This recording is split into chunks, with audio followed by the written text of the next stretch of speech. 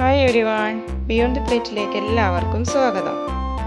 ഇന്ന് ഞാൻ വന്നിട്ടുള്ളത് റവ കൊണ്ട് ഉണ്ടാക്കാൻ പറ്റിയിട്ടുള്ള നല്ല പഞ്ഞി പോലെയുള്ള സോഫ്റ്റ് ആയിട്ടുള്ള അപ്പത്തിൻ്റെ റെസിപ്പി ആയിട്ടാണ്.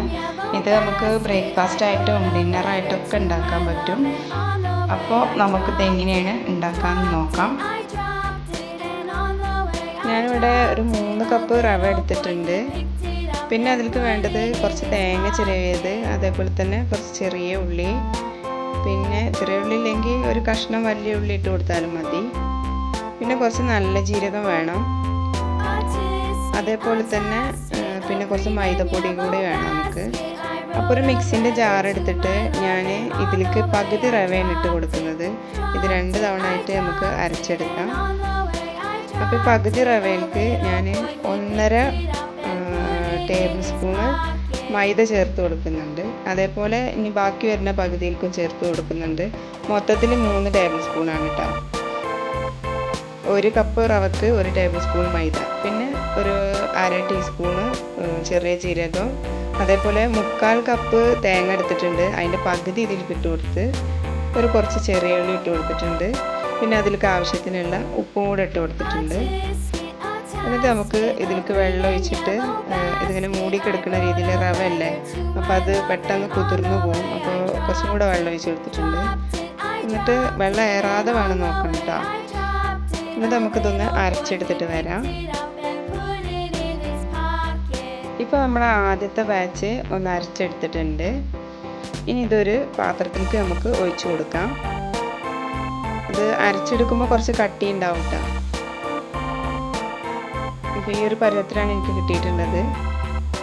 ഇനി ജാറിലേക്ക് നമുക്ക് ബാക്കിയുള്ളതും കൂടെ ഇട്ട് കൊടുത്തിട്ടൊന്ന് അരച്ചെടുക്കണം. അപ്പോൾ 2 പ്രാവശ്യമായിട്ട് ഞാൻ അരച്ചെടുത്തിട്ടുണ്ട്. പിന്നെ ഇതിലേക്ക് കുറച്ച് തൈരും കൂടെ കൂട്ടണം. അത് ഞാൻ അത് ഇട്ട് കൊടുക്കുന്നത് കാണിക്കാൻ മറന്നതുകൊണ്ട് ഇനിയിപ്പോൾ അത് ഒറ്റക്കൊന്ന് അടിച്ചെടുത്തിട്ട് അതിലേക്ക് ഒഴിച്ച് കൊടുക്കണം. ഒരു 2 ടേബിൾ സ്പൂണ് തൈരാണ് ചേർത്ത് കൊടുക്കുന്നത്. പുളിയില്ലാത്ത തൈരാണ് കേട്ടോ. അപ്പോൾ അത് ഇതിലേക്ക് ചേർത്ത് കൊടുത്തിട്ട് അതും കൂടെ ഒന്ന് അരച്ചിട്ട് നമുക്ക് ഈ മാവിലേക്ക് ഒഴിച്ച് കൊടുക്കണം. ഇപ്പോൾ അതൊക്കെ ഒഴിച്ച് കൊടുത്തിട്ട് ഇനി ഇതെല്ലാം കൂടെ നല്ലോണം ഒന്ന് മിക്സ് ചെയ്തെടുക്കുകയാണ്. പിന്നെ 2 ചേരുവയും കൂടെ നമുക്ക് ഇതിലേക്ക് ചേർത്ത് കൊടുക്കാണ്ട്.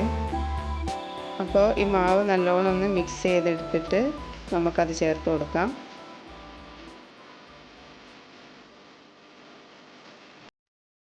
മാവ് കിട്ടേണ്ടത് നമുക്ക് ഈ ഒരു പരുവത്തിലാണ് കേട്ടോ. ഒരുപാട് ലൂസാവും ചെയ്യരുത്, ഒരുപാട് കട്ടിയാവും ചെയ്യരുത്. ഇപ്പോൾ കുറച്ചുകൂടെ ഉപ്പ് ആവശ്യമുണ്ടായിരുന്നു, അതിട്ട് കൊടുത്തിട്ടുണ്ട്.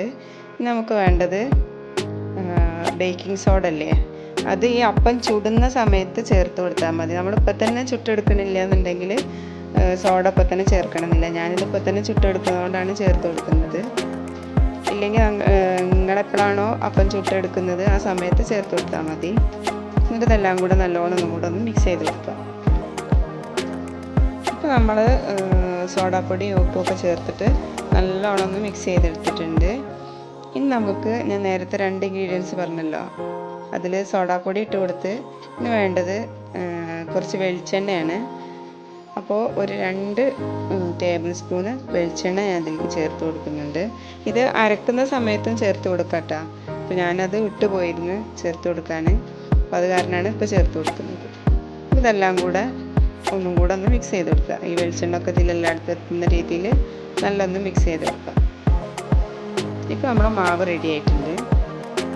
നമുക്ക് നമ്മുടെ അപ്പം ഒന്ന് ചുട്ടെടുക്കണം. ഇത് പെട്ടെന്ന് ഉണ്ടാക്കിയെടുക്കാനും പറ്റിയൊരു അപ്പമാണ് കേട്ടോ. അതിൽ നിന്ന് മാവൊന്നും കൂട്ടി വെക്കണമെന്നില്ല. ഞാനിവിടെ വെച്ചിട്ടുള്ളത് ഒരു ഫ്രൈ പാൻ്റെ ചട്ടിയാണ്. പിന്നെ നമ്മൾ പത്തിരിയൊക്കെ ചുടുന്ന അങ്ങനത്തെ കല്ലുണ്ടെങ്കിൽ നോൺ സ്റ്റിക്കിൻ്റെ തന്നെയല്ലേ, അതുണ്ടെങ്കിൽ അതിനും ചുട്ടെടുക്കട്ടെ.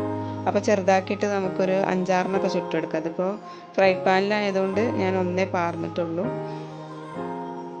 ഇപ്പോൾ അത് വെന്ത് വന്നിട്ടുണ്ട്. നമ്മൾ ഒഴിച്ചു കൊടുത്ത മാവ് ഇതേപോലെ നല്ല ഹോൾസ് വന്നിട്ടുണ്ടാവും കേട്ടോ. അങ്ങനെയാണ് ടൈമിൽ ഇത് വെന്തിട്ടുണ്ടാവും, അടിയിലൊന്നും ഒട്ടിപ്പിടിച്ചിട്ടുണ്ടാവില്ല. ഇപ്പോൾ നമ്മളെ റവ കൊണ്ട് ഉണ്ടാക്കിയ നല്ല സോഫ്റ്റ് ആയിട്ടുള്ള പഞ്ഞി പോലുള്ള അപ്പം റെഡി ആയിട്ടുണ്ട്. ഞാനിതിൻ്റെ കൂടെ കഴിക്കാൻ ചിക്കനാണ് ഉണ്ടാക്കിയിട്ടുള്ളത്. പിന്നെ മീൻ മുളകിട്ടതിൻ്റെ കൂടെയും കഴിക്കാൻ നല്ല അടിപൊളി ടേസ്റ്റാണ്. എല്ലാവരും ഒന്ന് ട്രൈ ചെയ്ത് നോക്കുക.